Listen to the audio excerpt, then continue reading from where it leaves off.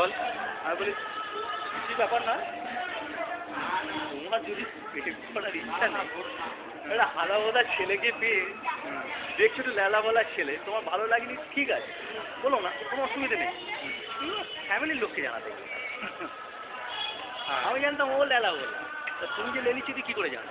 হ্যাঁ, ও তো ফোনটা কেটে দিচ্ছে বরং করে। মেয়েটা। হ্যাঁ, হ্যাঁ, আমি বলছি তোমার তার শুধু এমএ বলেছি যে তুমি তুমি ব্যাপারটাকে ক্যাশ করলে কেন? হ্যাঁ, ঠিক আছে, ও তো ঠিক আছে, আমি মানলাম, হ্যাঁ।